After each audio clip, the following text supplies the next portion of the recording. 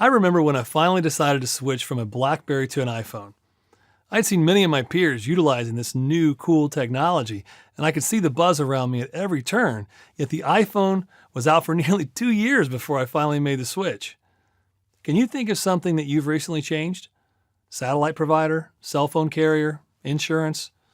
Change is hard for the vast majority of human beings, isn't it? Getting your customer to change is equally as hard. Let's talk about the change process and then go a little deeper into the barriers that prevent us from changing. In order to change, in particular from a consumer standpoint, we go through what I call the purchase change equation. Awareness plus motivation plus ability equals change. Step one is, does your customer have the awareness that they need to change or even that other options are available? The next step, step two, is how motivated are they to make the change? Is there enough pain, etc.? Change seldom occurs until the pain of staying the same exceeds the pain of change. Let that one sink in. Step three, how easily can they implement the change? If you have a great product or service but your lead times are 6 months out, you've made it much more difficult for me to change to your product. Even though the right level of awareness combined with the right level of motivation and the ease or ability to implement leads to the greatest likelihood of change, there are still several unconscious barriers that we all have to accepting change. The first is anxiety. When faced with a change, human beings tend to get really anxious. They do this due to the fact that they have the subconscious feeling that they are going to take a risk and don't know what the outcome will be. So what's the solution? Ensure there's trust in the relationship first, and then be mindful to continually speak to what the customer can expect from your partnership. Remove the unexpected and unknown, and you'll remove the anxiety barrier. The next barrier is the feeling of isolation. When faced with a change, humans tend to draw inward and feel isolated. We don't do this consciously. It's at a subconscious level. It stems from our internal fight or flight mechanism and that we need to hunker down and get through this change. So what's the solution?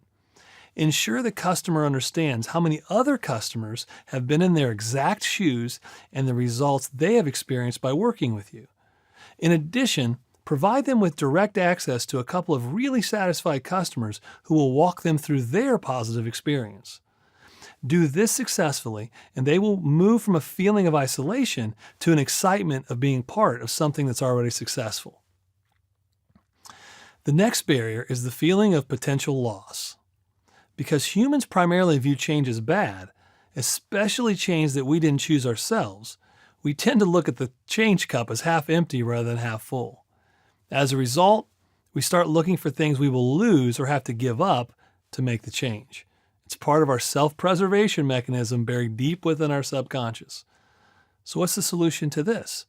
Make sure you're using positive language that continually highlights what the customer will gain by making the change. The next barrier customers face is we can only take so much change at one time. I think this one is pretty self-explanatory. I once knew a person who moved twice, switched jobs, got divorced, and lost their father all in the same year. Overwhelming to say the least. Our brains are wired to handle only so many changes at once. If you try to sell more than one solution at a time to your customer, they may start to feel overwhelmed and not end up buying anything. What's the solution to this? Focus the customer at one incremental change at a time.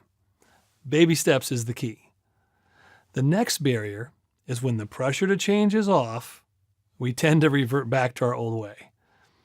So referring back to the change equation, if my awareness is high but my motivation really isn't, then the minute you walk out of my door, no matter how excited you made me feel about your product, I will likely go right back to doing business the same way as before you came. What's the solution? Make sure you spend enough time really diving into the customer's issues and spend as much time as necessary quantifying those issues. That will drive up the motivation and urgency and the likelihood that they will make the change then and there. So in summary, it's really about your ability to help navigate your customer through the awareness plus motivation plus ability equation, all while keeping in mind the 5 subconscious potential barriers to change. Do so effectively, and you will ensure the sale and create trust and loyalty in the process.